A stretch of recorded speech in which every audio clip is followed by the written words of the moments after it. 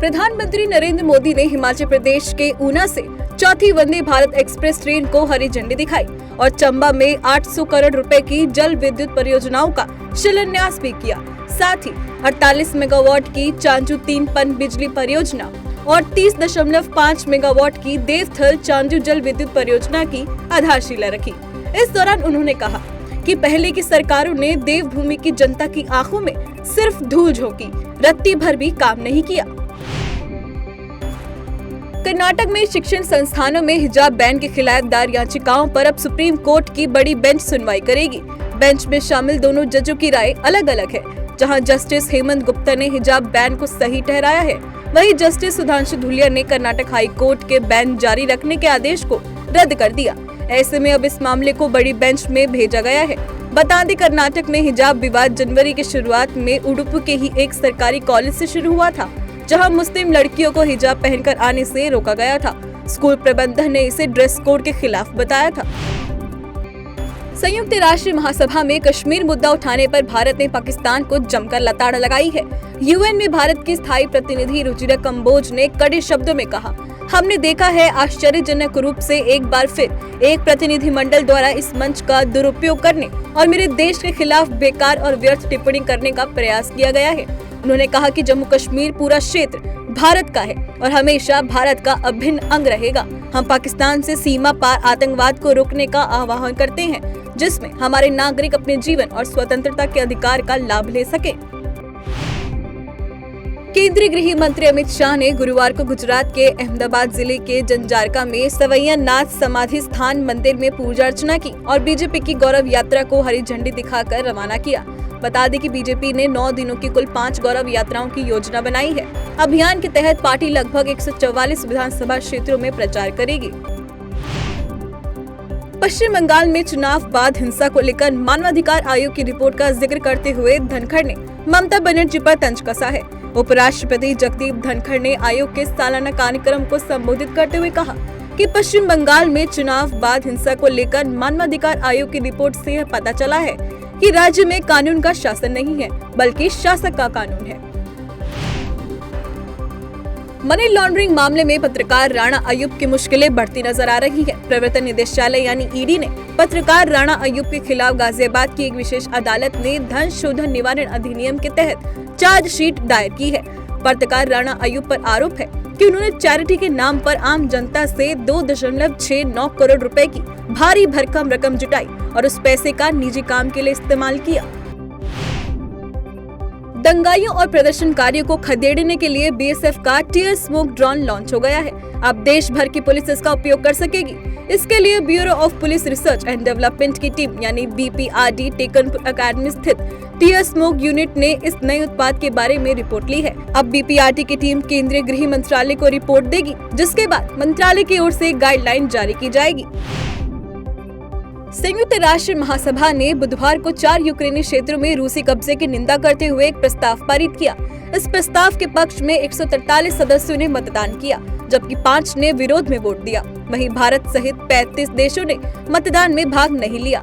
बता दें, यूएनजीसी सदस्यों द्वारा लाया गया यह नया प्रस्ताव तथाकथित जनमत संग्रह के बाद रूस द्वारा 4 यूक्रेनी क्षेत्रों पर अवैध रूप से कब्जा करने के प्रयास की निंदा करता है।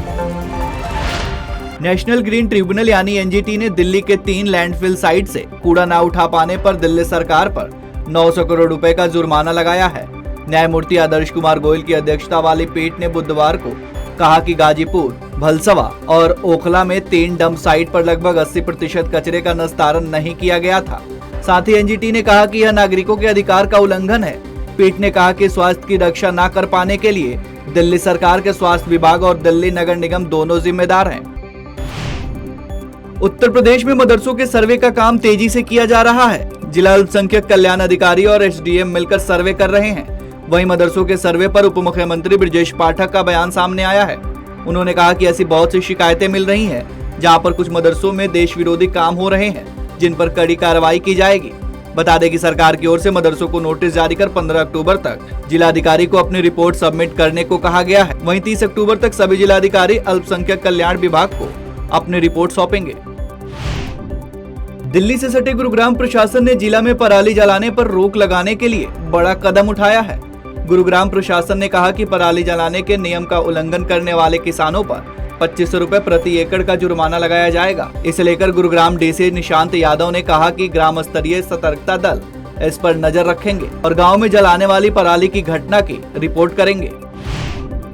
जम्मू कश्मीर के जिला रामबन में सुरक्षा बलों ने बड़ी आतंकी साजिश को नाकाम किया है।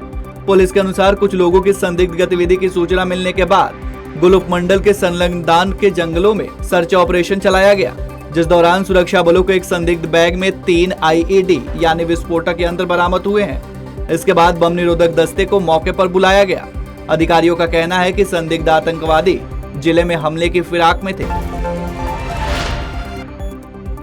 अंतर्राष्ट्रीय मुद्रा कोष यानी IMF ने भारत की डायरेक्ट कैश ट्रांसफर स्कीम की सराहना की है।